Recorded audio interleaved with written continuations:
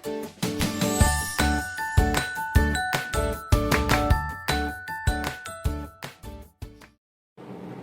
Students, very welcome to all on exam Niti. Niti सही दिशा। स्वागत है आप सबका एग्जाम नीति पर मेरे यानी माधवी कुशाग्र गौड़ के साथ। आज हम बात कर लेते हैं एक नए सेशन की, और सेशन को शुरू करने से पहले भूलिएगा मत कि इस सेशन को आपको उन लोगों तक पहुंचाना है जिसको इस सेशन की बहुत ज्यादा जरूरत है। तो आज का सेशन जो है वो ये है कि हम सीखेंगे, ट्रिक्स सीखेंगे या रूल्स सीखेंगे किस चीज के, कि जब भी हमें एग्जाम में सेंटेंस रीअरेंजमेंट सॉल्व करने के लिए आए या पैरा जंबल सॉल्व करने के लिए आए तो हमें क्या करना चाहिए। सबसे पहली बात कि इस सेशन को शेयर कर दीजिएगा जिन लोगों को इस सेशन को देखने की बहुत ज्यादा जरूरत है उन तक, ठीक। दूसरी बात, क्या आपको पता है कि सेंटेंस रीअरेंजमेंट और पैरा जंबल में एक डिफरेंस होता है? लोग कहते हैं कि दोनों ही एक बात है। एक बात कैसे हो सकती है?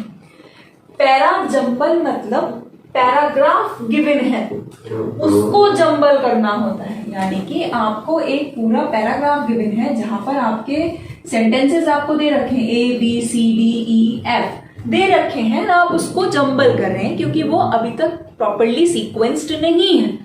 लेकिन when you talk about sentence rearrangement, साफ साफ लिखा है कि सेंटेंस है, एक सेंटेंस है, वो डिसऑर्डरली मैनर में लिखा हुआ है और आपको उसको करना है रीअरेंज, ठीक। आपको एक सेंटेंस को रीअरेंज करना है, आपको पैराग्राफ को रीअरेंज नहीं करना है। आई होप आपको ये चीज क्लियर हुई। बेसिक चीज पता होनी चाहिए, ऐसा नहीं होना चाहिए कि जब भी हम बात करें तो हमेशा हवा में बात करें, ठीक। दूसरी चीज के बारे में बात अब करते हैं कि जब भी आपको एग्जाम में सेंटेंस रीअरेंजमेंट सॉल्व करने के लिए है तो इसको always attempt this type of question at last. Sentence rearrangement को एग्जाम्स में हमेशा और हमेशा लास्ट में अटेम्प्ट करिए, कभी भी पहले अटेम्प्ट मत करिए। इनफैक्ट आई वुड सजेस्ट कि not at last, second last बोल सकते हैं, ठीक। एट लास्ट से मेरा मतलब सेकेंड लास्ट भी हो सकता है। क्यों एट लास्ट? तो आप रीडिंग कॉम्प्रिहेंशन अप्लाई सॉल्व करने की कोशिश करते हैं ना, है ना। एट लास्ट तो आप रीडिंग कॉम्प्रिहेंशन पर जाएंगे ना, क्योंकि वो और भी ज्यादा लेंथी होता है। हाँ, तो पैरा जंबल या तो लास्ट में सॉल्व कीजिए या सेकंड लास्ट सॉल्व कीजिए। क्योंकि सेकंड लास्ट इसलिए क्योंकि आपको पहले नंबर पर जो चीज सॉल्व करनी होती है वो होती है आरसी, यानी कि लास्ट में आपको सॉल्व करनी होगी आरसी, रीडिंग कॉम्प्रिहेंशन। तो इसलिए सेकंड लास्ट पर आप सॉल्व करेंगे क्या? सेकंड लास्ट पर आप क्या सॉल्व करेंगे? सेकंड लास्ट पर आप सॉल्व करेंगे पैरा जंबल, ठीक। पहली बात तो ये ध्यान रखिएगा।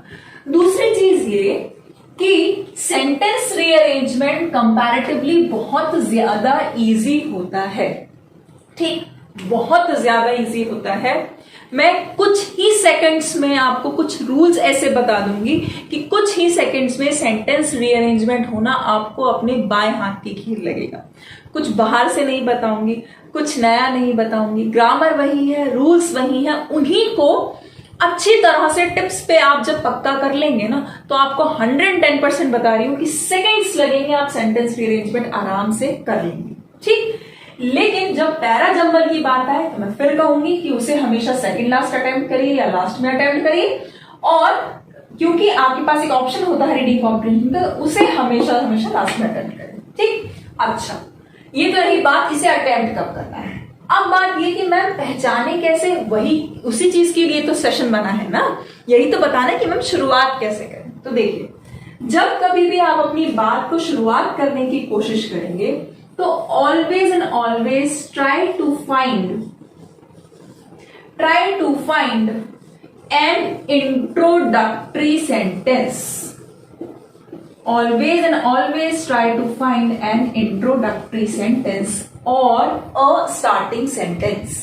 जब कभी भी आपको रीअरेंजमेंट बनाना हो तो वो सेंटेंस जो किसी भी तरह की ऑर्गेनाइजेशन का, किसी भी व्यक्ति के बारे में, किसी भी इन्वायरमेंट को, किसी भी न्यूज को, मैं लिख देती हूं यहां पर ताकि आप कंफ्यूज ना हो, किसी भी पर्सन को, किसी भी प्लेस को यानी कि ऑर्गेनाइजेशन को या जगह को, ठीक, ऑर्गेनाइजेशन को, जिस चीज को वो इंट्रोड्यूस कर रहा होगा, या किसी भी इन्वायरमेंट को जब कोई चीज इंट्रोड्यूस कर रही होगी, तब आप बात करेंगे कि वो आपका जो सेंटेंस रीअरेंजमेंट है या पैरा जंबल है, तो वो आपका फर्स्ट सेंटेंस बनेगा, वो आपका सेकंड सेंटेंस कभी नहीं होगा। और उसकी जनरली शुरुआत इस तरह से होती है कि या तो वो किसी प्लेस को इंट्रोड्यूस कर रहा होगा, या पर्सन को, या किसी ऑर्गेनाइजेशन के बारे में बता रहा होगा, या किसी एनवायरमेंट, किसी माहौल का जिक्र कर रहा होगा, या हो सकता है कि वो कोई स्पेसिफिक न्यूज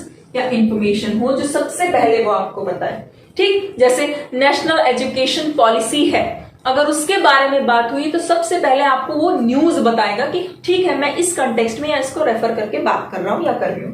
ठीक, तो ये तो हो गया आपका इंट्रोडक्टरी सेंटेंस।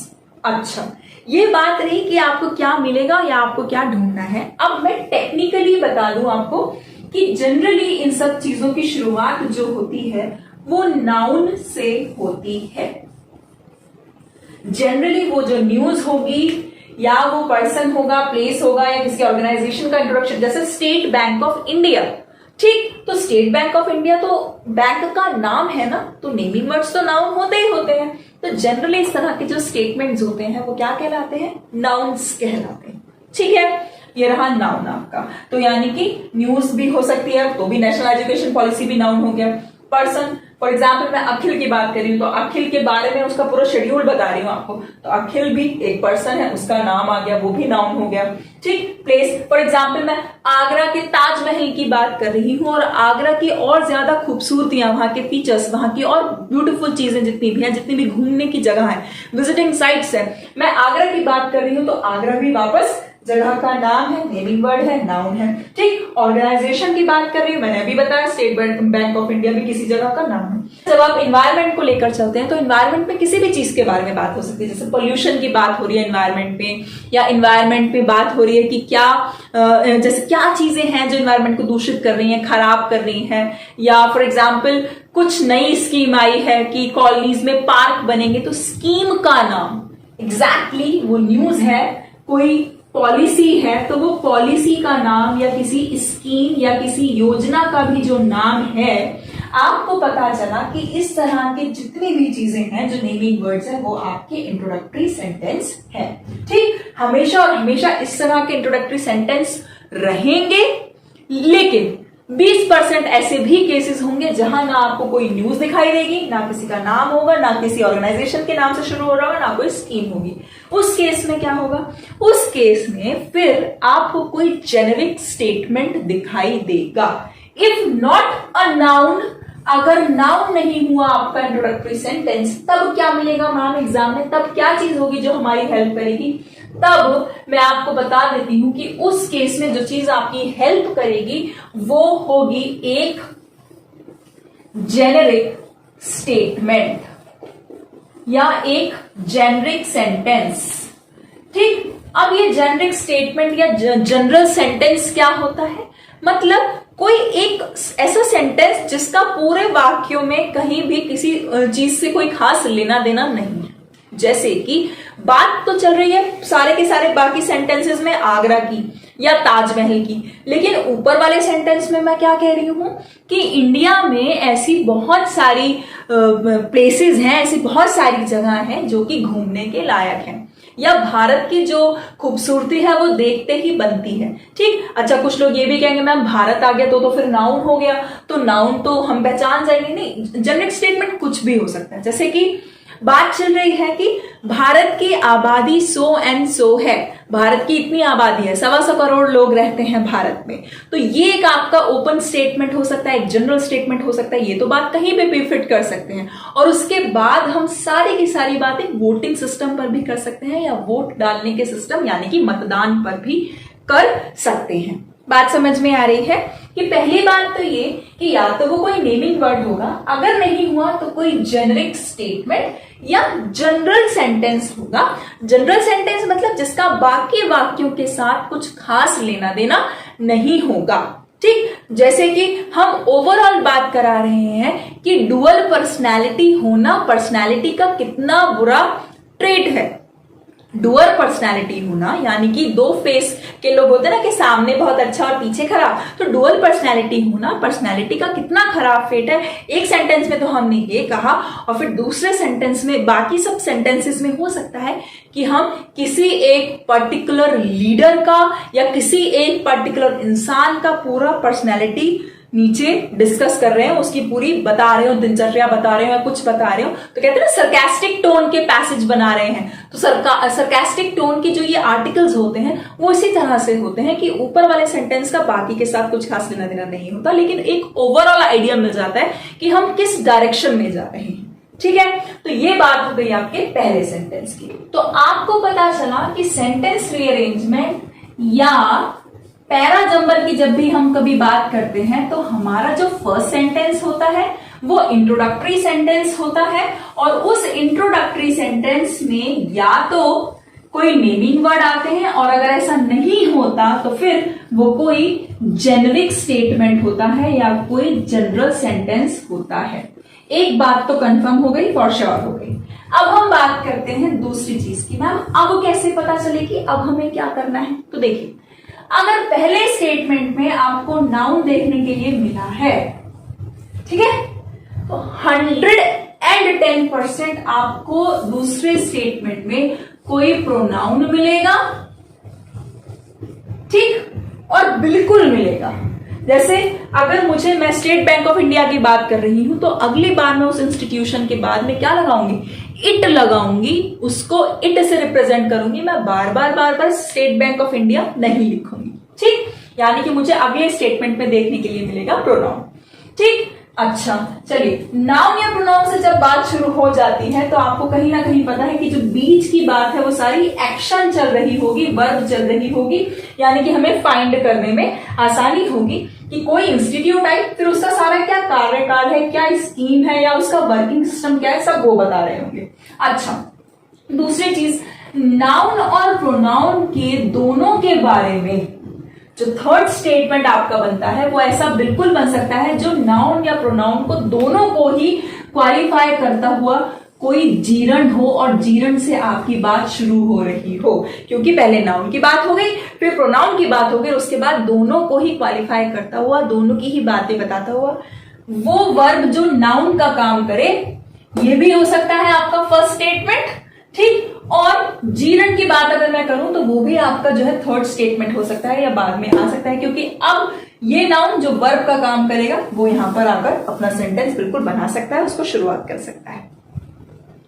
अब बात हो रही है अगला सेंटेंस क्या होगा, अगला आपको सेंटेंस में क्या देखना होगा। देखिए, सेंटेंस में हमेशा always try to make pairs, pair बनाने की कोशिश करिएगा, ठीक। और पेयर जब भी हम बनाते हैं तो वहां पर क्या होता है, वहां पर हमेशा कोई रीजन होता है, कोई बात होती है, कोई घटना घटित होती है और बाद में उसका रीजन होता है, यानी कि कोई इंसिडेंट होता है और वो इंसिडेंट होने का रीजन होता है।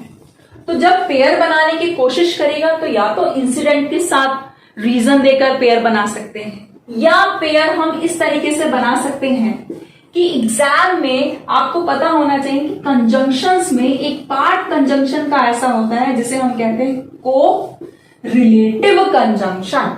एक पार्ट ऐसा होता है जिसे हम कहते हैं को रिलेटिव कंजंक्शन, और उस को रिलेटिव कंजंक्शन में क्या होता है, हमेशा हमेशा पेयर्स की बात होती है। जैसे नॉट ओनली के साथ जब कभी भी आएगा तो हमेशा और हमेशा बट ऑल्सो आएगा, क्लियर।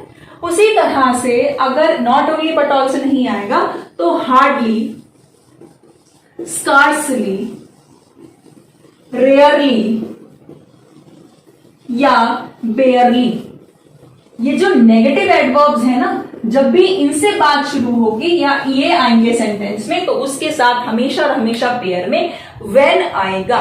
तो कई बार आपको क्लू ऐसे मिलेगी कि एक सेंटेंस की जो बात हो रही होगी वो तो हार्डली, स्कार्सली, रेयरली या बेयरली से हो रही होगी, और अगले सेंटेंस में मिड में आपको कहीं ना कहीं जाकर व्हेन दिखाई देगा, तो वो सेंटेंस भी आपका पेयर बन रहा है। वो सेंटेंस भी 100% क्लियर हो गया कि अगर फर्स्ट सेंटेंस में ये बात लिखी और सेकंड सेंटेंस में उसने पेयर कहा तो यानी कि व्हेन आएगा, ठीक। तो चलो एक बात क्लियर हो गई। नेक्स्ट, आपने नाम सुना होगा नो सूनर का। नो सूनर का जिक्र जब भी करेंगे THAN देन, तो हमेशा और हमेशा उसके साथ आएगा ही आएगा, है ना। तो नो सूनर के साथ देन लगेगा। तो यानी कि आपको एक और चीज पता चल गई कि with the help of conjunctions you can also make pairs with the help of conjunctions. Conjunctions की सहायता से आप पेयर्स बिल्कुल बना सकते हैं। उसी तरह से जिस तरह से आप बिटवीन के साथ हमेशा एंड देखने की कोशिश करते हैं, या बोथ के साथ भी आप हमेशा एंड देखने की कोशिश करते हैं। तो चलो एक बात हमें पता चल गई कि हम पेयर या तो कोई इंसिडेंट होगा, तो वो क्यों हुआ उसका रीजन हमको मिल रहा होगा, ठीक। और फिर उसका कहते हैं ना कॉज एंड इफेक्ट। अब जब हमें कॉज पता चल गया, रीजन पता चल गया, तो उसका इफेक्ट क्या बन रहा होगा, उसका समाज पर या सोसाइटी पर या एनवायरमेंट पर या लोगों पर या चिल्ड्रन पर, स्टूडेंट पर क्या असर पड़ेगा। जैसे नेशनल एजुकेशन पॉलिसी आई, तो ये हो गया हमारा फर्स्ट स्टेटमेंट।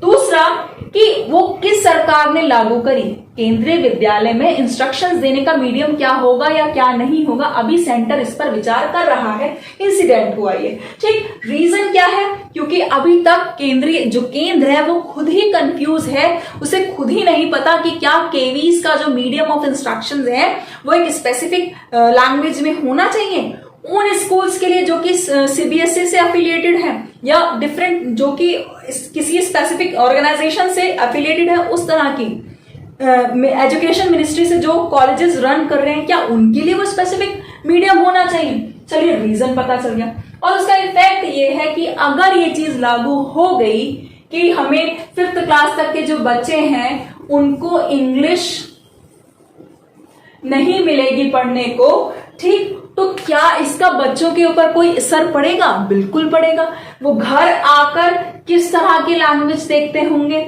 या बचपन में भी जब हम पढ़ना शुरू करते थे अब तक तो हमको ABCDE से पढ़ना शुरू किया कराया जाता था, और फिर आगे तक हम बहुत कुछ सीख लेते थे। 5th क्लास तक तो हम कितनी इंग्लिश सीख लेते हैं, है ना। और जब हम स्कूल जाएंगे तो वहां इंग्लिश होगी नहीं, इंग्लिश का कोई भी जिक्र नहीं होगा, तो बच्चा कितना कंफ्यूज होकर घर लौटेगा जब स्कूल से घर आएगा और जब घर से स्कूल जाएगा। यानी कि वो घर से ज्यादा सीख कर जाएगा और स्कूल में उसको काफी कुछ कम सीखने को मिलेगा। एक ये भी इसका इफेक्ट हो सकता है, मैं बिल्कुल नहीं कह रही हूं कि है, लेकिन बिल्कुल हो सकता है कि बच्चे के ऊपर उसका क्या इफेक्ट पड़ेगा। तो आपको पता चला कि ये भी हमारा एक तरीका हो सकता है चीजों को सॉल्व करने का, आइडेंटिफाई करने का। नेक्स्ट मैंने आपको बताया कि आपको पेयर बनाने हैं तो with the help of conjunctions बनेंगे, है ना। अगर ऐसा नहीं होगा तो with the help of conjunctions आपके पेयर बनेंगे। चलिए आपको ये बात समझ में आ गई है, तो अब अगली बात भी समझने की कोशिश करिएगा कि पहला सेंटेंस नाउन जीरण किसी से भी स्टार्ट हो सकता है, दूसरा अगर ये हुआ तो फिर प्रोनाउन ही होगा, ठीक। इन दोनों को क्वालिफाई करता हुआ या तो जीरण हो सकता है जो कि नाउन वर्ब का काम करता है, तो एक एक्शन चल रहा होगा जो कि वर्ब को फॉलो कर रहा होगा, ठीक है। यानी कि आपको कहीं ना कहीं इन बिटवीन एक्शन दिखाई दे रहा होगा, उस एक्शन के होने का कोई ना कोई तो रीजन होगा, आपको बिल्कुल वो रीजन एक पेयर बन के मिल जाएगा, और फिर उस रीजन का क्या इफेक्ट पड़ेगा ये भी एक नेक्स्ट पेयर आपका हो जाएगा। जैसे मैंने अभी आपको नेशनल एजुकेशन पॉलिसी के माध्यम का एग्जाम्पल के माध्यम से ये चीजें समझाएं, ठीक। ऐसे नहीं होगा तो फिर आपको पता है कि आप कंजंक्शंस को देखते हुए पेयर बना लेंगे, कंजंक्शंस की हेल्प से आप पेयर्स को सॉल्व कर लेंगे। अच्छा, नेक्स्ट चीज ये है कि जब ये सब काम हो चुके होंगे, ये सारी बातें हो चुकी होंगी, तो फिर इस बात का ध्यान रखिएगा, जैसे कुछ कुछ चीजें आपकी छोटे छोटे रूल्स होते हैं उनका बहुत फॉलो करते हुए चलिएगा। Always follow the rules. जब आप बीच में फंसेंगे ना तो उसके पीछे एक छोटा सा रीजन होगा कि कोई ना कोई रूल होगा जो आप भूल रहे होंगे। जैसे कि नंबर 1 बहुत इंपॉर्टेंट सी बात है लेकिन बहुत छोटी सी बात है, क्या कि टू के बाद वर्ब की हमेशा फर्स्ट फॉर्म आती है। तो अगर आप ऐसा कोई सेंटेंस देख रहे हैं जो कि टू पर एंड हो रहा है, ठीक, तो अगला जो सेंटेंस V1 से शुरू हो रहा होगा वही उसके बाद आएगा। अब मैम V1 से तो बहुत सारे स्टेटमेंट ठीक हो रहे होंगे, हाँ ठीक, अगर V1 से बहुत सारे स्टेटमेंट ठीक हो रहे होंगे तो फिर आपको चेक करना पड़ेगा कि क्या वो एक्शन का रीजन बता रहे हैं। अगर रीजन बताते हुए हैं और वर्ब को मेंशन कर रहे हैं कि रीजन क्या है, तो ठीक है, वही आपका सेकंड स्टेटमेंट होगा। नहीं तो आप दूसरा स्टेटमेंट पढ़कर देखेंगे कि क्या वो मीनिंग में फिट बैठ रहा है, कि अभी यहाँ पर क्या बात चल रही थी और वो इस मीनिंग में फिट हो रहा है कि नहीं हो रहा है, ठीक। चलिए, जैसे कि हमने कहा कि फॉस्टर केयर में मुंबई के कुछ सब अर्ब्स हैं जहां पर जिन डिस्ट्रिक्ट्स में कुछ ऐसे पर्टिकुलर एरियाज हैं जिन डिस्ट्रिक्ट्स में फॉस्टर पेरेंट्स बनाने की एक योजना चल रही है, मतलब दत्तक अभिभावक कि जो क्या करते हैं, बच्चे को गोद ले सकते हैं। तो एक ऑर्फनेज और डिफरेंट 40 बच्चों को लिया जाएगा डिफरेंट ऑर्फनेजेस से मुंबई के। जब ये बात चल रही है तो यानी कि इतनी बात तो कंप्लीट हो गई कि क्या करने के लिए, अडॉप्ट करने के लिए, टू अडॉप्ट। तो अगर एक सेंटेंस टू पर खत्म हुआ तो अगला सेंटेंस रीजन बता रहा है कि क्या पर, अडॉप्ट करने के लिए। तो अब ये नहीं है कि यहां पर अडॉप्ट आ गया तो आपने फॉर एग्जाम्पल सी नाम का सेंटेंस था जहां पर अडॉप्ट लिखा हुआ था, डी नाम का सेंटेंस था जहां पर लिखा हुआ था एसिमिलेट, और एफ नाम के सेंटेंस में भी वर्ब की फर्स्ट फॉर्म दे रखी थी और वहां पर दे रखा था इंप्रूव। अब क्या करें मैम, ये तो तीनों में ही फर्स्ट फॉर्म आई है, तो फिर आपको लॉजिक पढ़ना पड़ेगा, थोड़ा सा मीनिंग निकालना पड़ेगा कि भाई टू क्या करने के लिए, बात क्या चल रही थी, अडॉप्ट करने के लिए। डेफिनेटली अडॉप्ट को चूज करेंगे, एसिमिलेट को चूज नहीं करेंगे, ना ही इंप्रूव को चूज करेंगे। है तो दोनों ही ग्रामेटिकली फर्स्ट फॉर्म, लेकिन हमारी मीनिंग में फिट नहीं बैठते। तो ऐसा बिल्कुल नहीं है कि हमें पढ़ना नहीं होगा और हम बिना देखे आंखें बंद करके ऐसा करके चलेंगे, है ना, ऐसा भी नहीं होगा। थोड़ा सा तो रूल्स का ध्यान में रखना ही पड़ेगा। नेक्स्ट रूल क्या, जिस पर आपको बहुत ज्यादा मदद मिल सकती है, नेक्स्ट रूल वो ये होता है कि आपको पता होना चाहिए कि प्रपोजिशंस के बाद हमेशा और हमेशा वर्ब में आईएनजी लगता है, या प्रपोजिशंस के बाद हमेशा जीरंड आता है। जैसे इन हुआ, ऑन हुआ, एट हुआ, फॉर हुआ, विद हुआ, बाय हुआ, कोई भी प्रपोजिशन हो, टू को छोड़ दीजिएगा, क्योंकि टू ने पहले ही कह दिया भाई मेरे साथ तो V1 ही आएगा और कोई नहीं आएगा, मेरा बेस्ट फ्रेंड तो V1 है और कोई मेरा बेस्ट फ्रेंड नहीं है। ठीक, कुछ इसके भी एक्सेप्शंस हैं, वो हम जब भी टू के बारे में बात करेंगे तो बिल्कुल बताएंगे। ठीक, तो आप क्या कहा कि प्रपोजिशंस के साथ हमेशा और हमेशा वर्ब में आईएनजी लगेगा, यानी कि कभी भी कोई और फॉर्म आपको लास्ट में दिखाई दे रही हो कि कोई प्रपोजिशन पर वाक्य खत्म हो रहा है, तो अगला वाक्य वही और सिर्फ वही होना चाहिए जो आईएनजी से शुरू हो रहा हो। Am I clear to all of you? आपको यहां तक की बातें समझ में आई क्या? इंट्रोडक्टरी सेंटेंस देखिए जिसमें कि कोई जनरल सेंटेंस दे रखा होगा, बिल्कुल ठीक। उसके बाद अगर नाउन है या जीरंड है तो अगले डेफिनेटली अगली बात जो है वो प्रोनाउन की हो रही होगी। नाउन प्रोनाउन आ गए तो क्या करेंगे, काम ही करेंगे, एक्शन ही करेंगे, कोई चीज चल ही रही होगी, कोई स्टोरी बन ही रही होगी डेफिनेटली, तो वर्ब को फॉलो करेंगे। अब जब एक्शन चल रहा होगा तो जाहिर सी बात है उसका कोई रीजन भी होगा कि ऐसा क्यों हुआ, ठीक है, और उसका इफेक्ट भी होगा कि उसका सोसाइटी पे इफेक्ट क्या हुआ।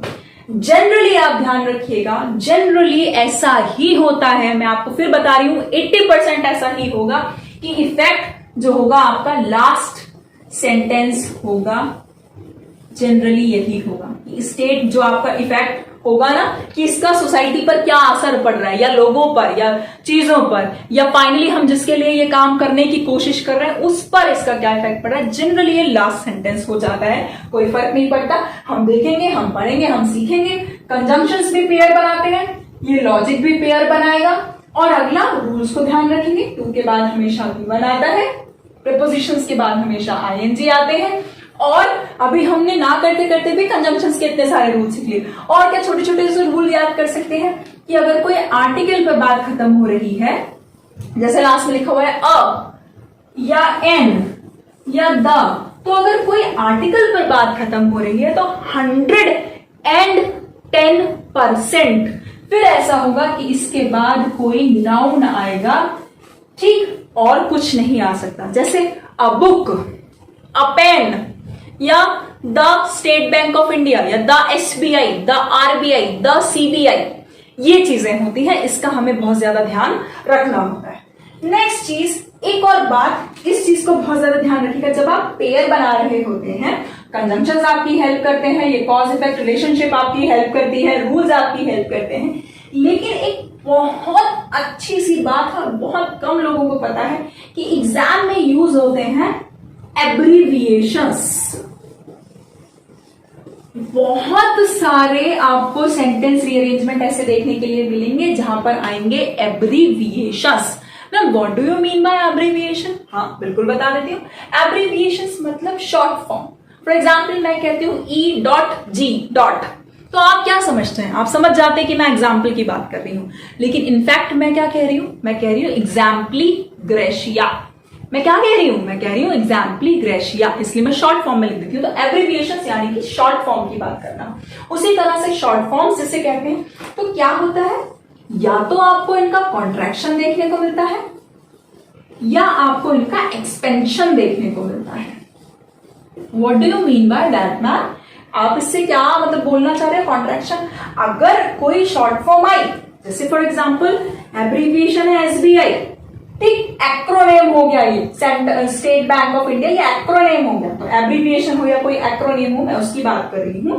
आरबीआई आया, ठीक, नाबार्ड आया, ठीक, या सिडबी आया, या आरआरबी लिखा हुआ है, ठीक, या पीयू, कुछ भी लिखा है, तो आपको पता है कि अगर ये लिखा है तो अगले सेंटेंस में कहीं ना कहीं वो इसका एक्सपेंशन बताएंगे, जरूर बताएंगे कि state Bank of India, reserve bank of India, या वो नाबार्ड की फुल फॉर्म बताएंगे, या वो सिडबी की फुल फॉर्म बताएंगे, या रूरल रिजर्व बैंक के बारे में बात करेंगे, प्रोबेशनरी ऑफिसर की बात करेंगे, या CBI central bank of India, इसकी बात वो करेंगे, जरूर करेंगे। तो जनरली देखा गया है कि फुल फॉर्म्स का एक्सपेंशन पहला सेंटेंस होता है, यानी कि शुरुआती सेंटेंस होता है, अर्ली सेंटेंस होता है, राइट। और जो कॉन्ट्रैक्शन होता है, मतलब पहले हमें किसी चीज का पूरा पूरा नाम बताया जाएगा, तभी तो फिर उसकी शॉर्ट फॉर्म को यूज करेंगे। ऐसा थोड़ी ना हो सकता है पहले शॉर्ट फॉर्म यूज करेंगे बाद में लॉन्ग फॉर्म यूज करेंगे।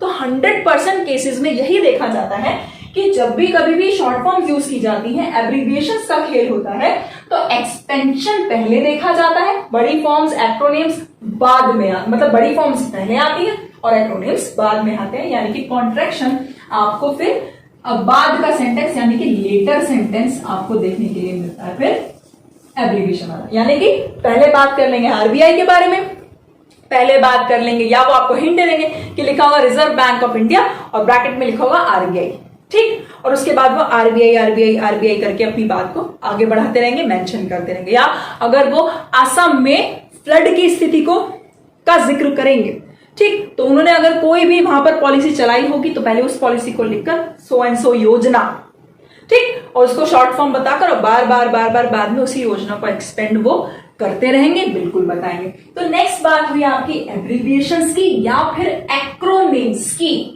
ठीक। मैं क्या बोल रही हूं? मैं बोल रही हूं या तो एब्रीविएशंस होंगी, शॉर्ट फॉर्म होंगी, या फिर एक्रोनिम्स होगा। नेक्स्ट, अगर उसका एक्सपेंशन होगा तो वो पहले आएगा, है ना, और उनका जो कॉन्ट्रैक्शन होगा वो जनरली उसका बाद वाला सेंटेंस होगा। वो उल्टा सीधा पेयर मत बनाइएगा, ठीक। ऑफ कोर्स मीनिंग को ध्यान में रखते हुए, तो बिल्कुल आंख बंद करके तो कोई काम नहीं करना है, ये तो सच बात है, ठीक है। ऐसी कोई ट्रिक है क्या मैम कि हमें कुछ पता ना चले, हम एकदम ऑप्शन देखें? ऐसा भी है, लेकिन हर जगह वो बात लागू नहीं होगी, तब क्या कीजिएगा? नेक्स्ट चीज जिसका आप ध्यान रखेंगे, भाई व्हाइट बोर्ड तो भर चुका है, आप चाहें तो आप इस चीज का स्क्रीनशॉट ले लीजिए, या फिर मैं तो कहूंगी कि आप नोट करते चलें, ठीक। नोट करते चलने में ना हमारे पास प्रॉपर नोट्स हो जाते हैं, हम आसानी से पढ़ पाते हैं। मैं तो कहूंगी आप पूरा नोट कर लें, ठीक। फिर भी अभी फिलहाल के लिए स्क्रीनशॉट लेना चाहते हैं, आप स्क्रीनशॉट ले लीजिए। जो नेक्स्ट स्टेप है वो हमेशा हमेशा ये है कि आप ऑप्शंस के बिहाफ पर भी you can use the elimination method. Elimination method हमने देख लिया कि हमारा फर्स्ट ऑप्शन नाउन है, हमें मिल गया अपना फर्स्ट सेंटेंस, हमारा हो गया काम। अब हमने देखा कि ये जो जहां पर नाउन था, जो हमारा इंट्रोडक्टरी सेंटेंस था, वो ई नंबर पर गिवन था, ठीक। यहां पर हमें ऑप्शंस गिवन है। एलिमिनेशन मेथड क्या होता है? मतलब रिजेक्ट करने का तरीका, रिजेक्ट करने का मेथड, रिजेक्ट करने की प्रक्रिया। तो कैसे करेंगे रिजेक्ट? जैसे कि हमने देखा कि नाउन ई नंबर पर दे रखा है, कैसे दे रखा है? लिखा है कि ए, यहां से ई से बात शुरू होती है, ई बी एफ सी, ठीक, ई बी एफ सी ऐसा कुछ दे रखा है, या B D A, E B D A दे रखा है। अगला जो दे रखा है वो दे रखा है A B E B D A C दे रखा था, ठीक, क्योंकि बैंकिंग में तो भाई 5 ऑप्शन ही आते हैं, ठीक। फिर क्या दे रखा था? अगला ऑप्शन, सेकंड ऑप्शन दे रखा था A B C D E. अगला ऑप्शन हमें क्या दे रखा था, B C E D A. ठीक, अगला ऑप्शन हमें क्या गिवन था, डी ई ए सी बी। और अगला ऑप्शन जो हमें गिवन था वो था C B A D E. तो यहां से एक बात 100%, जिसे आप ट्रिक कहते हैं ना, वो ट्रिक नहीं है, वो छोटा सा आपका जिसे कहते हैं ना किस्मत का खेल मान लीजिए, वो ये है कि आपने देखा कि ई ही था जिसमें नाउन आ रहा था, और वो हमारा एक इंट्रोडक्टरी सेंटेंस था। इंट्रोडक्टरी सेंटेंस हमेशा हमेशा पहले नंबर पर आता है। तो हम with the help of options भी देख सकते हैं कि अगर सिर्फ यहीं ही ई पहले आ रहा है, ना सेकेंड ऑप्शन में ई पहले आ रहा है, ना थर्ड में आ रहा है, ना फोर्थ में आ रहा है, ना फिफ्थ में आ रहा है, तो सारे के सारे ऑप्शंस एलिमिनेट हो गए। पूरा मेथड आपको कुछ यूज नहीं करना, आपने सीधे उठाया और फर्स्ट ऑप्शन को चूज कर लिया। आपने क्या किया, बाकी किसी भी ऑप्शन पर ध्यान नहीं दिया, सीधे उठाया और फर्स्ट ऑप्शन को आपने चूज कर लिया। तो बिल्कुल उसी बात के तहत आपका ये मेथड भी काम आ जाएगा कि आपको पता चल गया this is how we eliminate. हम ऑप्शंस की मदद से एलिमिनेशन कर सकते हैं। अब जब आप लास्ट सेंटेंस की बात करते हैं तो वो एक कंक्लूडिंग सेंटेंस या कंक्लूडिंग स्टेटमेंट होता है। तो वो कंक्लूडिंग सेंटेंस रिजल्ट की बात कर रहा होता है,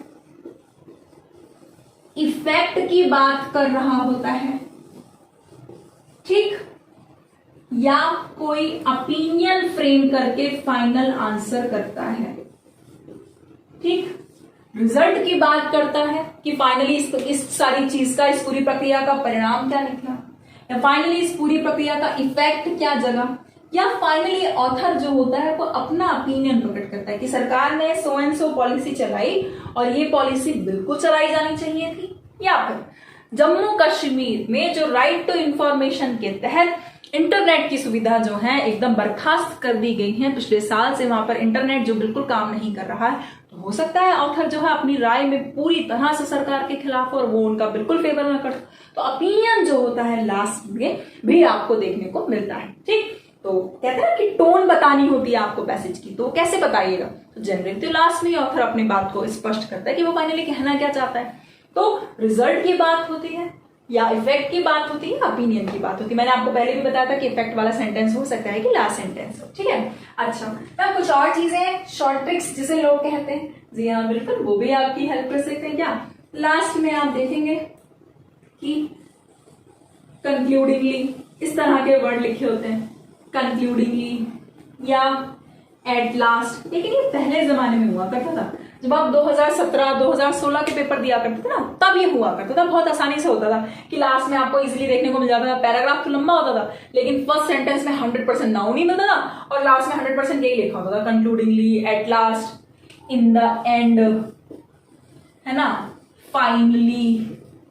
ठीक है, तो ये सब चीजें जो थी ना, ये सब जो वर्ड्स हैं जिसे लोग की वर्ड्स कहते हैं, ये की वर्ड्स आपको ना जनरली देखने को मिला करते थे 17-18 के पेपर में। अब आपको अगर मैं ये कहूँ ना कि लास्ट सेंटेंस में यही वर्ड जाएंगे, यही की वर्ड जाएंगे, तो मैं आपसे गलत बोलूंगी, मैं आपसे झूठ बोलूंगी। अब जनरली ऐसा होता नहीं, हाँ फिर भी अगर आ जाए तो मान लीजिए एग्जामिनर का मूड चेंज हुआ, पेपर इस बार ऐसे ही सेट हो गया आईबीपीएस का या आईबीपीएस आरआरबी का, तब क्या कीजिएगा, तब इस बात को भी ध्यान में रखिएगा कि आखिरी सेंटेंस में ये सब कीवर्ड्स भी होते हैं, है ना। और हमेशा कहानी को देखते हुए ही पेयर्स को फॉर्म करिएगा, फॉर्मुलेट करिएगा। 100% ग्रामर भी लगाते चलेंगे, और अगर पढ़ेंगे नहीं, जैसे मैंने आपको बताया था ना कि 3 सेंटेंसेस में लगातार वर्ब की फर्स्ट फॉर्म थी और जिससे जोड़ना उसके लास्ट में टू था, तो अगर कोई भी आप बंद करके उठा के कोई भी सेंटेंस जोड़ देंगे तो फिर मीनिंग गड़बड़ा सकता है। थोड़ा सा तो पढ़ना पड़ता है। पढ़ने के लिए ग्लांस का यूज करिएगा, सरसरी निगाह से पढ़िएगा, पूरा अंदर से बैठ के आराम से कहानी नहीं पढ़नी। अब देखिए एग्जाम्पल के तौर पर हम ये क्वेश्चंस को सॉल्व करते हैं और देखते हैं कि जितनी भी बातें मैंने आपको बताई कि क्या वो यहाँ पर फिट बैठती हैं, क्या जब हम सेंटेंस अरेंजमेंट सॉल्व करते हैं तो कोई रूल कुछ भी काम आता है। हाँ ठीक है, चलिए तो सबसे पहले पढ़ते हैं पहला question, India's low case fatality rate मतलब डेथ रेट, है ना, मृत्यु दर, as well as the ban to be lifted, substantial growth in the domestic manufacturing capacity were reasons for. मैं आपको पूरे आराम से 2 सेकंड दे रही हूं, सोचिए, 5 सेकंड लीजिए, आराम से पहले देख लीजिए, पढ़ लीजिए और सोच लीजिए कि आपके हिसाब से इसका करेक्ट सीक्वेंस क्या बनता है, फिर मैं आपको एक्सप्लेन करूंगी।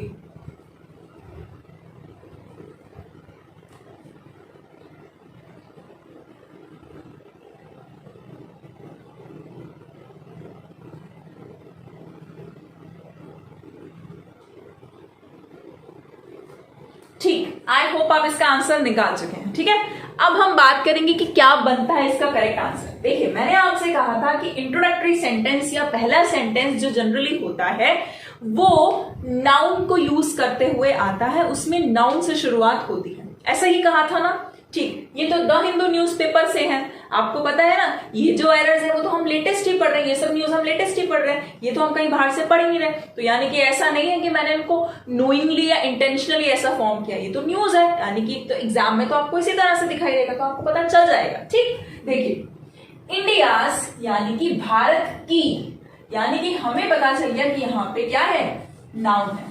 तो हो सकता है कि हमारा ओपनर सेंटेंस हो या फर्स्ट सेंटेंस हो। ठीक, अब नेक्स्ट पढ़ लेते हैं। द बैन है तो नाउन, नाउन है तो the ban to be lifted, ban हटा दिया जाएगा। लेकिन पहले बात तो पता चले कि किस चीज के ऊपर से बैन हटा दिया जाएगा। ठीक, ये भी बात समझ में आ गई। चलिए, बैन भी समझ में आ गया कि होता तो बैन भी नाउन है, लेकिन बैन हटा दिया जाएगा। मैंने ये भी कहा था कि थोड़ा पढ़ना भी पड़ेगा, है ना। अब नेक्स्ट देखिए, सब्सटेंशियल ग्रोथ। सब्सटेंशियल यानी कि अच्छी खासी, इंपॉर्टेंट, एक जिसका बड़ा हिस्सा होता है, अच्छी खासी, वेरी इंपॉर्टेंट, बहुत ज्यादा मात्रा में, ग्रोथ यानी कि विकास की दर, सब्सटेंशियल ग्रोथ। तो यानी कि ग्रोथ तो है नाउन, और नाउन को क्वालिफाई कौन कर रहा है, एक एडजेक्टिव। यानी कि इतना तो क्लियर है, एडजेक्टिव से शुरू हो रहा है, नाउन की बात कर रहा है। मे भी हो सकता है कि ये फर्स्ट नंबर पर है, लेकिन पढ़कर देख लीजिए। Substantial growth in the domestic manufacturing capacity, verb बोल दिया, सब्जेक्ट तो है एक सब्सटेंशियल ग्रोथ, लेकिन हेल्पिंग वर्ब क्या है, वर्ब। यानी कि ये तो हमारा फर्स्ट सेंटेंस हो नहीं सकता, इससे पहले डेफिनेटली एक और सब्जेक्ट चाहिए होगा, फिर वो 2 सब्जेक्ट जब आपस में मिलेंगे तब हम यहां पर उसको प्लूरल हेल्पिंग वर्ब का इस्तेमाल करेंगे। यानी कि ये भी जो सेंटेंस है वो हमारा फर्स्ट सेंटेंस नहीं हो सकता। अब लास्ट की बात करिए, रीजंस फॉर, कारण है या कारण थे। ठीक, कारण के लिए, कारणों के लिए, ऐसा लिखा है कि कारणों के लिए, किन कारणों के लिए, भाई कारणों के लिए लिखा है, रीजंस फॉर, तो किन कारणों के लिए, यानी कि 100% ये भी हमारा फर्स्ट सेंटेंस नहीं हो सकता। ठीक, ये भी हमारा फर्स्ट सेंटेंस नहीं हो सकता। पता चल गया क्यों, क्योंकि लिखा है कारणों के लिए, किन कारणों के लिए। यहां पर वर लिखा है, सब्जेक्ट एक दे रखा है, यानी कि ये भी हमारा फर्स्ट सेंटेंस नहीं हो सकता, ये भी हमको पता चल गया। ठीक, अगले में लिखा है द बैन है तो noun, the ban to be lifted, ban को हटा देना चाहिए या खत्म कर देना चाहिए, लेकिन किस चीज के बैन को खत्म कर देना चाहिए, बात पहले शुरू तो कीजिए, किसी चीज का कोई इंट्रोडक्शन तो दीजिए थोड़ा सा। यानी कि ये भी हमारा फर्स्ट सेंटेंस नहीं हो सकता, यानी कि बात यहां पर भी हमें समझ में आ गई कि गलत हो जाती है। ठीक, तो अब पढ़ लेते हैं। इंडिया की बहुत ज्यादा कम मृत्यु दर, एज वेल एज, और क्या, एक तो कम मृत्यु दर और बैन टू बी लिफ्टेड, कम मृत्यु दर और बैन हटा देना चाहिए। कम मृत्यु दर के साथ साथ एक और सब्जेक्ट भी चाहिए। क्या सब्जेक्ट, रीजन फॉर तो कोई सब्जेक्ट है नहीं, कारणों के लिए नहीं।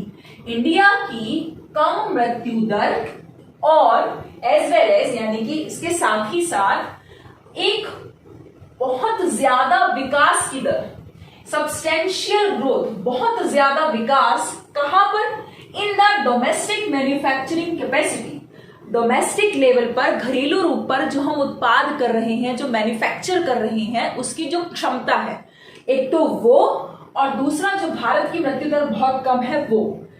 वर्ब थे, क्या थे के साथ the ban to be lifted, थे बैन हटा देना चाहिए नहीं, थे रीजंस फॉर, रीजंस थे, कारण के लिए, इन कारणों के लिए एक तो भारत की मृत्यु दर बहुत कम है और दूसरा यहाँ पर सब्सटेंशियल ग्रोथ है, डोमेस्टिक घरेलू उत्पादन की क्षमता में ग्रोथ बहुत ज्यादा है इसकी वजह से। तो इन कारणों के लिए the ban to be lifted.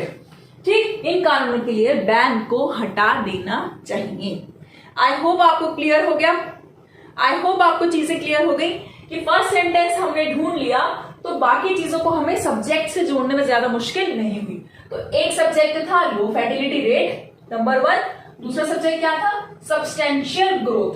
2 subjects थे इसीलिए यहां पर वर लगा था, इसीलिए ये सेकंड जो है आपका सेंटेंस का पार्ट था, फर्स्ट पार्ट नहीं था। क्लियर हो गया? हुआ कि नहीं हुआ?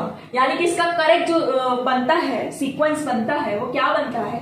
बनता है ए, उसके बाद आता है सी, फिर देखने को मिलता है डी और बाद में आता है B. A C D B.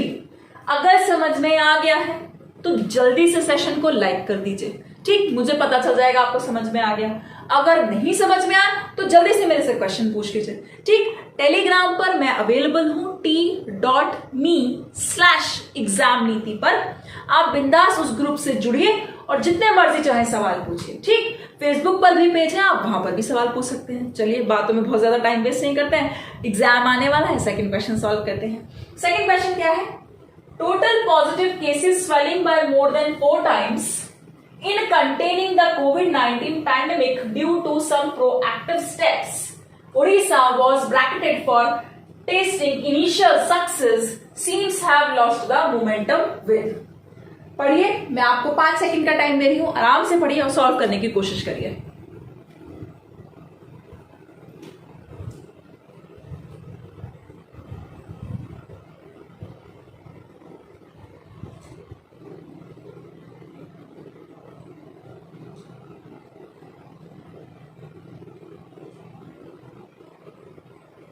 I hope आपने सॉल्व कर लिया है। अब मैं आपको रीजन देते हुए, रेफर करते हुए इसको समझाने की कोशिश करती हूँ। ठीक है, अपना आंसर जल्दी से मुझे कमेंट बॉक्स में कमेंट करके बता दीजिए, मैं तब तक आपको ये समझाने की कोशिश करती हूँ। यहाँ पर मुझे नाउन ढूंढना है। टोटल तो होता है भाई एडजेक्टिव, टोटल तो नाउन है नहीं। चलो, यानी कि फर्स्ट सेंटेंस नहीं हुआ इस हिसाब से। इन कंटेनिंग, कंटेन करने में, रोकने में, बनाकर रखने में। ठीक है, मतलब कम करने में, कम बनाकर रखने में। यानी कि ये भी इन से शुरू हो रहा है, प्रीपोजिशन से शुरू हो रहा है, और मैंने आपको बताया था प्रीपोजिशन के बाद हमेशा वर्ब में आईएनजी लगता है। चलो, रूल तो फॉलो हो गया, लेकिन यहां पर नाउन नहीं आया तो ये भी हमारे पास सेंटेंस नहीं हो सकता। ठीक है, क्लियर हो गया ना? ए है ना बी है। अब सी की बात करते हैं।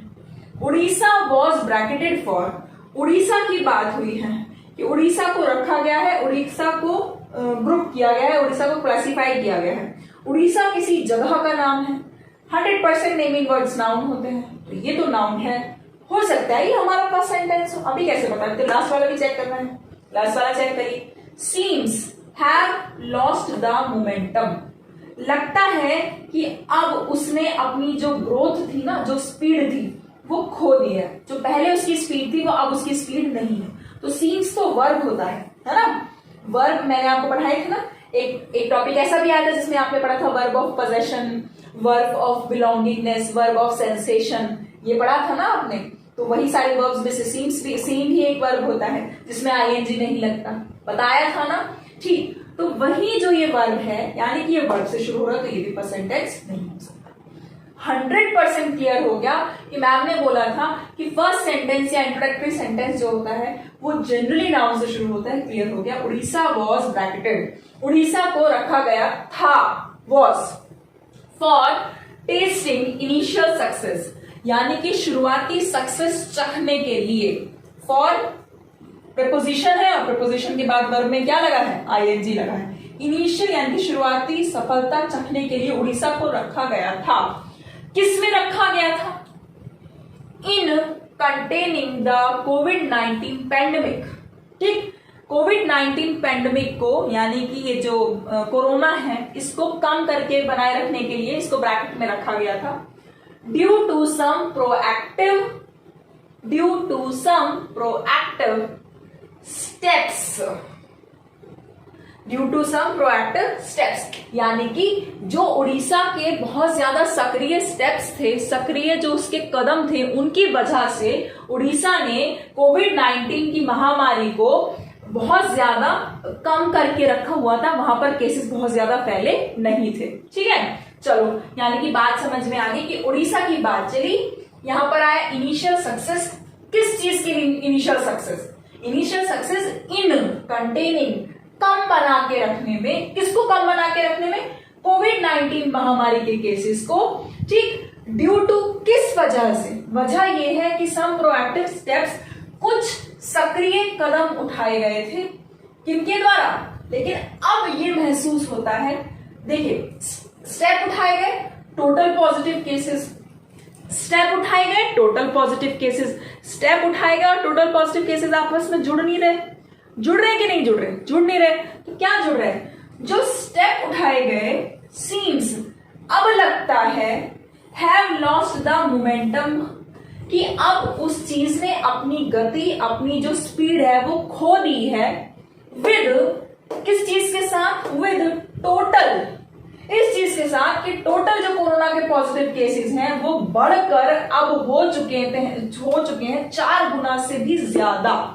उड़ीसा में जो पैंडेमिक के केसेस हैं, पहले तो उसको इनिशियल सक्सेस की टेस्टिंग के लिए रखा गया था एक ग्रुप में, लेकिन क्योंकि उसने कोविड-19 की महामारी को अपने सक्रिय स्टेप्स लेकर कम करके रखा हुआ था, लेकिन अब लगता है कि उसने अपने सक्रिय स्टेप्स जो उसने उठाए थे उसमें मोमेंटम कुछ गिरा है, स्पीड कुछ गिरी है, क्योंकि वहां पर टोटल जो केसेस हैं वो बढ़कर 4 गुना से भी ज्यादा हो गए हैं। Am I clear? जल्दी से बता दीजिए, am I clear to all of you? क्या आप सबको समझ में आया कि मैं क्या कहना चाहती हूँ? तो यानी कि इसमें नाउन आया तो ये फर्स्ट। ठीक, इनिशियल सक्सेस, क्या करने में, कोई काम हुआ है तो क्या करने में, बता भी तो दीजिए क्या करने में, ये बता दिया। सेकंड, इन कंटेनिंग द कोविड-19, लेकिन अब लग रहा है कि, क्या लग रहा है कि सीम्स हैव द मोमेंटम, कैसे लग रहा है कि उसके मोमेंटम में कमी आ गई है? क्योंकि अब वहां पे पॉजिटिव केसेस की संख्या बढ़कर 4 गुना से भी ज्यादा हो गई है। तो यानी कि हमने जो सॉल्व किया, हमारे हिसाब से इसका करेक्ट सीक्वेंस बनता है सी, उसके बाद B, then D and last में A. C B D A. I hope आपको ये सेंटेंस रीअरेंजमेंट क्लियर हो गया। आई होप आपको समझ में आया कि हम क्या कहना चाह रहे थे और हम जब इसको कनेक्ट कर रहे हैं तो ये किस तरह से कनेक्ट हो रहा है।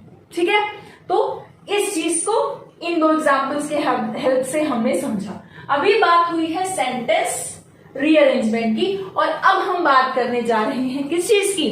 अब हम बात करने जा रहे हैं पैरा जंबल की। एक पूरा पैसेज भी मैं आपको दिखाऊंगी और फिर देखते हैं कि वो पूरा पैसेज कैसे सॉल्व कर सकते हैं। क्लियर हो गया? ठीक है, अब हम पूरा पैसेज सॉल्व करें। अब हम बात कर रहे हैं पैरा जंबल की। अब हम पैरा जंबल को देखते हैं कि मैम ने इतने सारे रूल्स बताए तो वो इसमें फिट होते हैं या नहीं होते हैं। अब आराम से इसको पढ़िए, आराम से पूरा 10 सेकेंड 15 सेकेंड लेके पहले इसको ठीक से पढ़ लीजिए, फिर समझने की कोशिश करेंगे, रूल्स लगाएंगे और देखेंगे क्या सीक्वेंस बनता है इसका। ठीक है, पढ़िए। आप चाहें तो इसका स्क्रीनशॉट भी ले सकते हैं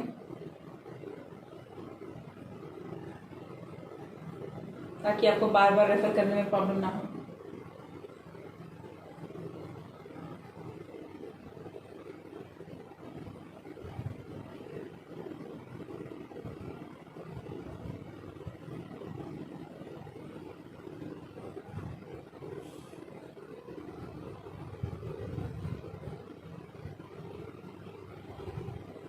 ओके, ठीक है, टाइम्स अप। अब बात करते हैं कि कौन सा पहला सेंटेंस होगा, फिर कौन सा दूसरा, कौन सा तीसरा, फिर कौन सा fourth, second last and last. ठीक, 6 ही तो सेंटेंस है, छोटा ही सा तो पैराग्राफ है। कुछ लोग जिनकी पढ़ने की बिल्कुल हैबिट नहीं, उनको बहुत बड़ा लगेगा, उनको लगेगा अरे ये क्या मुसीबत आ गई। नहीं, बहुत सिंपल है, बहुत छोटा सा है। चलिए बात करते हैं। देखिए लिखा है ऑल दो एन इवन बिगर। बिगर यानी कि एडजेक्टिव की कौन सी डिग्री? बिग, बिगर, बिगेस्ट। ठीक, यानी कि बिगर कौन सी डिग्री? कंपैरेटिव। ठीक, कंपैरेटिव डिग्री यूज हुई है, यानी कि कंपैरिजन हो रहा है, यानी कि कोई चीज है तुलनात्मक रूप से बात की जा रही है। ठीक, तुलना करने से पहले बात तो बताइए कि क्या तुलना करने जा रहे हैं, पहली चीज तो ये। और दूसरी, ऑल्दो मतलब होता है हालांकि, कॉन्ट्रास्टिंग कंजंक्शन है ना, कि हालांकि ऐसा था तो ऐसा था, लेकिन किस चीज पर आप कॉन्ट्रास्ट कर रहे हैं, पहले वो बैकग्राउंड तो लेकर आइए। यानी कि 100% ये फर्स्ट सेंटेंस नहीं हो सकता, कंजंक्शन तो है, कॉन्ट्रास्ट तो दे रही है, लेकिन फर्स्ट पर ये नहीं आ सकता। नेक्स्ट की बात करते हैं, एंड मैनी वर लेफ्ट, दोबारा से भाई एंड भी कंजंक्शन है, एंड मतलब और काफी सारे रह गए थे या छूट गए थे, तो एंड की बात हुई कंजंक्शन की और की बात हुई, यानी कि इससे पहले भी कुछ होगा। 100% ये पहला सेंटेंस नहीं हो सकता। अगला देखिए, forceful reminder that, forceful reminder है कि, भाई किस चीज का फोर्सफुल रिमाइंडर, एक, ये तो हमें पता समझ में आ गया कि ये नाउन है, और हमें ये पता चल गया कि नाउन को क्वालिफाई एडजेक्टिव करता है। कैसे, ये भी थोड़ा सा आइडिया लगा लीजिए कि जिन वर्ड्स के लास्ट में FUL आता है वो एडजेक्टिव होते हैं। चलो ये भी हमें पता चल गया कि बहुत ज्यादा मजबूत, बहुत ज्यादा फोर्सफुल एक रिमाइंडर है, हमें याद दिलाया जा रहा है, बहुत ज्यादा फोर्सफुल हमारे लिए रिमाइंडर है, रिकॉल करने वाली बात है। लेकिन क्या रिकॉल करने वाली बात है, पहले बात तो बताइए। अच्छा, फिर लिखा है इन विच 18 पीपल, जिसमें 18 लोग, किसमें 18 लोग, भाई किस चीज में 18 लोग, फर्स्ट सेंटेंस नहीं हो सकता। दूसरी बात करिए तो नाउन भी यहां पर नहीं है, इंट्रोडक्शन भी किसी चीज का हो नहीं रहा, यानी कि यहां पर कंजंक्शन है, इंट्रोडक्शन नहीं है, नाउन नहीं है, साफ साफ कंजंक्शन है, यानी कि कोई एक और बात इससे पहले जुड़ रही होगी, तो ये भी फर्स्ट सेंटेंस नहीं है। अगले में लिखा फोर्सफुल रिमाइंडर, किस बात का फोर्सफुल रिमाइंडर, भैया पता तो दीजिए, रेफरेंस तो दीजिए, यानी कि ये भी फर्स्ट सेंटेंस नहीं है। अगला आया इन विच, प्रीपोजिशन से बात शुरू हुई है कि जिसमें, किसमें, यानी कि इसमें भी सब्जेक्ट नहीं है, ये भी इंट्रोडक्शन नहीं दे रहा, ये भी फर्स्ट सेंटेंस नहीं हो सकता।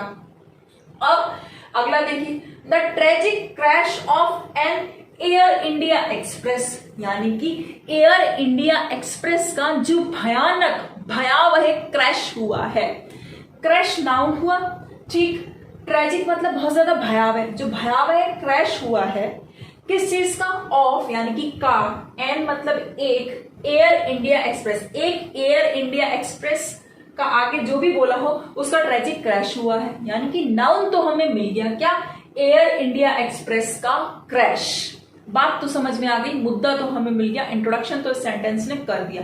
हो सकता है ये फर्स्ट सेंटेंस हो, मैम आप श्योर क्यों नहीं है, क्योंकि अभी लास्ट सेंटेंस बचा हुआ है, लास्ट भी पढ़ लीजिए, ठीक, क्रैश तो इसमें भी है, ये भी नाउन हो सकता है। The crash snuffed out the lives of many returning home from Dubai, crash ने पुट एन एंड टू मतलब समाप्त कर दी या लीड ली, ठीक, यानी कि खत्म कर दी, क्रैश ने खत्म कर दी, क्या खत्म कर दी, बहुत सारे लोगों की लाइफ, बहुत सारे लोगों की जिंदगियां क्रैश ने खत्म कर दी। बात तो समझ में आ गई कि यहाँ पर भी नाउन है, और लेकिन यहाँ पर कोई काम हो रहा है, नाउन कोई काम कर रहा है, एक क्रैश जो हुआ है उससे बहुत सारे लोगों की मृत्यु हो गई, बहुत सारे लोग मौत के घाट उतर गए, लेकिन किस चीज का क्रैश, ज्यादा स्पेसिफिकली हमको पता चल रहा है ई पार्ट में, इसके पहले वाले पार्ट में, एक तो क्रैश हुआ है, भयानक क्रैश हुआ है, किसका क्रैश हुआ है, नाउन ये रहा, एयर इंडिया एक्सप्रेस का क्रैश हुआ है, जिसका नाम क्या है, नाम भी दे रखा है, साफ साफ नाम है, साफ साफ नाउन है, वंदे भारत, इसका क्रैश हुआ है। वंदे भारत रिलीफ फ्लाइट, जो एक रिलीफ फ्लाइट भारत सरकार ने बनाई थी एक योजना के तहत, वंदे भारत उसका नाम था, एयर इंडिया एक्सप्रेस की वो फ्लाइट थी। इन कोझिकोडे में जो एक रिलीफ फ्लाइट थी, यानी कि रिलीफ के तौर पर जो एक फ्लाइट चलाई गई थी जिसका नाम वंदे भारत था, वो एयर इंडिया की फ्लाइट थी, उसका बहुत ज्यादा भयानक क्रैश हुआ है, ठीक, पहला हमें इंट्रोडक्टरी सेंटेंस मिल गया। अब इससे कनेक्ट करने की कोशिश करिए, कोझिकोडे में हुआ है, तो अगर कोई क्रैश हुआ होगा तो उसमें क्या हुआ होगा, पढ़ लीजिए, the crash snuffed out the lives of many returning home, हो सकता है इसके बाद हमको एफ सेंटेंस देखने को मिले कि क्रैश में इतने सारे लोग जो है उनकी लाइफ खत्म हो गई, हो सकता है ये हो हमारा सेकंड सेंटेंस, हमें फर्स्ट तो मिल गया, ठीक, अब हम सेकंड की बात कर रहे हैं, क्रैश ने इतने सारे लोगों की लाइफ को क्या कर दिया, खत्म कर दिया, ठीक है। Forceful reminder, crash forceful reminder है, हो तो सकता है, लेकिन इसके आगे इजामार तो कुछ होना चाहिए था, तभी तो हम कहते हैं कि फोर्सफुल रिमाइंडर है या था, लेकिन कोई हेल्पिंग वर्ब ना यहाँ पर है ना यहाँ पर है, यानी कि कनेक्टिंग नहीं है, यानी कि ये भी सेकंड नहीं हो सकता। ठीक, अच्छा, कोजी कोड़े और मैनी वर, कोजी कोड़े और बहुत सारे लोग थे, यानी कि ये भी बात आपस में नहीं जुड़ रही है। कोजी कोड़े में हुआ और फिर क्या हुआ, उस क्रैश के तहत क्या हुआ, हालांकि एक बिगर डिजास्टर वॉज एवर्टेड, हालांकि एक और जो बड़ा डिजास्टर था वो टल गया। ठीक, हालांकि एक और जो बड़ा डिजास्टर था वो टल गया। पर पहले अपने फर्स्ट सेंटेंस को तो पूरा करिए, अभी तो ये अधूरा है। अभी तो आपको सिर्फ इतनी सी बात पता चली है कि जो ये वंदे भारत नाम की रिलीफ फ्लाइट थी कोझीकोड में, ये क्रैश हुई और बहुत भयानक तरीके से क्रैश हुई है। ठीक है, अच्छा, अब यानी कि ये कनेक्ट नहीं हो रहा, ये कनेक्ट नहीं हो रहा, इसमें हेल्पिंग वर्ब चाहिए, ये भी कनेक्ट नहीं हो पा रहा। ठीक, अब जो क्रैश हुई है कोझीकोडे में, आगे कनेक्ट देखिए क्या बात कर रही है, the crash स्नफ्ड out lives of many. हो सकता था कि ये हमारा सेकंड सेंटेंस हो, लेकिन अभी इस बात को आगे कौन बढ़ा रहा है, इस बात को आगे ये स्टेटमेंट बढ़ा रहा है। क्या मैं कह सकती हूं कि डी बढ़ा रहा है? क्यों? क्योंकि डी में बोल रहा है जो क्रैश हुआ, क्रैश इन विच, जिसमें, किसमें, क्रैश में, इन विच 18 पीपल, 18 लोग, including 2 crew members, 2 crew members के साथ साथ 18 लोग लॉस्ट देयर लाइव्स, उन्होंने अपनी जिंदगियां खोई। ठीक, उन्होंने अपनी जिंदगियां खोई। अब हो सकता है कि ये जो हमारा सेंटेंस है, जब ये सेकंड बन गया, लॉस्ट देयर लाइव्स, लाइव्स खत्म करी, उन्होंने अपनी जिंदगियां खोई। अब बात को कनेक्ट कौन करेगा? The crash स्नफ्ड out. ये एक दोबारा से सब्जेक्ट का जिक्र कर रहे हैं, यानी कि जिंदगियां खोई के बाद क्रैश ने खत्म कर दी, जिंदगियां खोई और क्रैश ने लाइफ्स खत्म कर दी। अभी दो बातें आपस में कनेक्ट नहीं कर रही, अभी कुछ there is something more to it. क्यों? अभी तो सिर्फ 18 लोगों का जिक्र हुआ है जिनकी जिंदगियां खत्म हुई है। हो सकता है आपको आगे भी और जानकारी मिले। क्रैश में सिर्फ लोग मरते ही थोड़ी है, बहुत सारे लोग घायल भी होते हैं। ठीक, नेक्स्ट कनेक्ट करके देखिए, आपको कोई कनेक्टिंग वर्ड जरूर मिलेगा। जैसे यहां पर आपको मिला ना, जिसमें, इन विच 2 crew members lost their lives, 2 crew members थे, इसके अंदर इंक्लूड 18 लोगों के साथ साथ उन्होंने भी अपनी जिंदगियां खोई। एंड, और कंजंक्शन आ रही है, बात को आगे बढ़ा रही है। And many were left severely injured, और बहुत सारे लोग जो थे वो बहुत बुरी तरह से घायल हुए हैं, बहुत बुरी तरह से घायल हुए हैं। इज अ, ये चीज, ये बात है, ये बात क्या है? ये बात है एक हालांकि, ये बात है एक हालांकि। एक हालांकि कैसे हो जाएगा? एक के बाद तो आपको नाउन चाहिए ना। मैंने आपको कहा था ना कि जब भी आपको कोई आर्टिकल दिखाई दे तो आर्टिकल के बाद हमेशा नाउन आता है। जल्दी से देखिए, क्या ये नाउन है? नहीं, कंजंक्शन है। क्या ये नाउन है? नहीं है, तो ये एडजेक्टिव। लेकिन एडजेक्टिव जब भी आए तो फटाक से पहचान लीजिएगा वहां नाउन जरूर होगा। तो ये एडजेक्टिव है तो ये नाउन है। हो सकता है भाई इसके बाद ये आएगा, क्योंकि ये भी नहीं है, ये तो यूज हो चुका। ये नाउन था लेकिन ये फर्स्ट नंबर पे आ गया, और ये भी नाउन है। लेकिन इज अ, द क्रैश, दो आर्टिकल एक साथ तो आएंगे नहीं भाई। नाउन तो यहां भी है, लेकिन दो आर्टिकल अ और द दोनों तो एक साथ आएंगे नहीं। इसलिए हमारा जो नेक्स्ट सेंटेंस है, जो अगला सेंटेंस है, हमें फर्स्ट पता चल गया, हमें सेकंड पता चल गया। अब हम थर्ड पता करने जा रहे हैं कि अ के बाद नाउन देखना है। तो नाउन फिर एक ही ऑप्शन बचता है, जो है क्या? Is a forceful reminder. बहुत जबरदस्त रिमाइंडर है किस बात का? कि there are no acceptable risk in aviation. Aviation यानी कि उड्डयन की फील्ड में, उड्डयन की जो ये फील्ड है, इसमें कोई भी स्वीकार्य रिस्क नहीं माने जाएंगे, नहीं हो सकते। जरा से भी रिस्क की गुंजाइश नहीं रह सकती। ये नहीं कि थोड़ी सी भी गुंजाइश है या हमें लगता नहीं चलो इसके बिना काम हो जाएगा।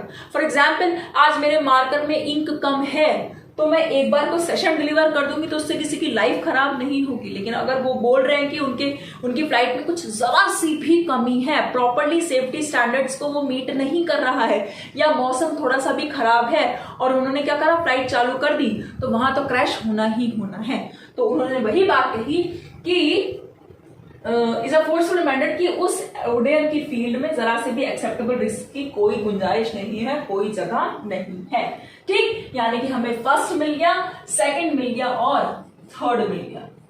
फर्स्ट मिल गया, सेकंड मिल गया और थर्ड मिल गया। अब आगे देखते हैं। ठीक, आगे क्या क्या बचा, ये हो गया, सेकंड हो गया, सेकंड ये था इन विच वाला। ठीक, and many were left, third ये था, ये हो गया फोर्थ। चलिए फोर्थ तक तो हो गए। अब दो बचे, एक तो बचा ऑल्दो, एक बचा the crash. The crash स्नफ्ड out the lives of many returning home from Dubai after a long, मतलब वो लोग जो दुबई से बहुत लंबे के समय के बाद अपने घर लौट के आए थे, उन सब की जिंदगियों को ले लिया ये क्रैश। एक तो ये लिखा है और एक ये लिखा है although an even bigger disaster was averted by the absence of fire in the aircraft. ठीक, और एक ये लिखा है हालांकि। तो हम जब अपनी बात खत्म करते हैं तो थोड़ी ना हम कॉन्ट्रास्ट पे ले जाके खत्म करते हैं। कॉन्ट्रास्ट जितने देने हैं आपको, जितना भी आपको कुछ अपोजिट टाइप की कंजंक्शंस रखने हैं जहां पर आपस में कॉन्ट्रास्ट बैठता है, दोनों चीजें एक दूसरे से थोड़ी सी अलग होती हैं, तो उस तरह के रीअरेंजमेंट्स को, उस तरह के सेंटेंसेस को हम थोड़ा सा पहले रखने की कोशिश करते हैं लास्ट में। तो क्योंकि लास्ट में तो आपको कोई फाइनली कोई बात बतानी होती है, कोई इफेक्ट बताना होता है, कोई रिजल्ट बताना होता है। ना तो कोई इफेक्ट बता रहा है अभी, ना तो कोई रिजल्ट बता रहा है। क्यों? क्योंकि तो कॉन्ट्रास्ट दे रहा है ना शुरुआत में। तो यानी कि ये सेकेंड लास्ट हो सकता है। क्या सेकेंड लास्ट हो सकता है? फिफ्थ हो सकता है कि हालांकि एक उससे भी ज्यादा बड़ा डिजास्टर जो था वो टल गया। एवर्ट मतलब टलना, टल गया किस चीज के द्वारा? Bye the absence of fire in the aircraft, कि एयरक्राफ्ट के अंदर जो था वो बिल्कुल भी फायर नहीं था। तो फायर यानी कि आग के अभाव में, एयरक्राफ्ट के अंदर आग के अभाव में एक बहुत बड़ा डिजास्टर होने से टल गया। अगर वो होता तो और भी ज्यादा बुरा डिजास्टर होता, और भी ज्यादा बुरा ब्लास्ट होता। ठीक, टल गया। और आखिर में हमारे पास बचा ये द क्रैश स्नफ्ड आउट। क्रैश ने क्या कर लिया? लील लिया, समाप्त कर दिया बहुत सारे लोगों की जिंदगियों को, जो वापस रिटर्निंग होम, वापस लौट कर आ रहे थे अपने घर दुबई से आफ्टर अ लॉन्ग, बहुत लंबे समय के बाद। ठीक, आफ्टर अ लॉन्ग या आफ्टर अ लॉन्ग टाइम, कुछ भी हो सकता है कि बहुत लंबे समय के बाद जो अपने घर से वापस लौट कर आ रहे थे उनकी जिंदगियों को इसने खत्म कर दिया, उसकी जिंदगी को इसने ले लिया। यानी कि हमारे हिसाब से जो इसका सेंटेंस बनता है वो बनता है ई, नेक्स्ट है डी, उसके बाद थर्ड है बी, उसके बाद बी बन गया, उसके बाद सी, ई डी बी सी, हमने लास्ट में बोला ए और फिर बोला एफ। ठीक, ये अभी द हिंदू का एडिटोरियल है। द हिंदू में ये बात आई थी, तो यानी कि हम रीसेंट न्यूज के साथ अपनी चीजों को जंबल करके पढ़ रहे हैं, सीख रहे हैं, समझ रहे हैं, ताकि हमें नई बात भी पता चले, एडिटोरियल का भी एक हिस्सा समझ में आए, ग्रामर भी समझ में, और हमें समझ में आए कि इतना लंबा पैराजंबल जो है वो सॉल्व करने का तरीका क्या होता है। यानी कि आपको करेक्ट सीक्वेंस जो है वो पता चला। करेक्ट सीक्वेंस है E D B C A and F. Clear हो गया? तो अगर आपको ये समझने में कोई भी डाउट आया, अगर आपको 110% लगा कि ये चीज ऐसे नहीं होनी चाहिए थी, या बी के बाद मैम हमें तो एफ लग रहा था, तो जो भी डाउट है आप वो मुझसे बेहिचक फेसबुक पर पूछिए। फेसबुक पर हमारा पेज है fb.me/examniti2020। आई होप ये सेशन आपके लिए फ्रूटफुल था, आपने यहां से कुछ सीखा। इफ यस, तो इस सेशन को प्लीज शेयर कीजिएगा। तब तक के लिए पढ़ते रहिए, तैयारी करते रहिए, और मैं भी आपकी तैयारी में कंट्रीब्यूशन करती रहूंगी। Thank you. Until then, carpe डियम।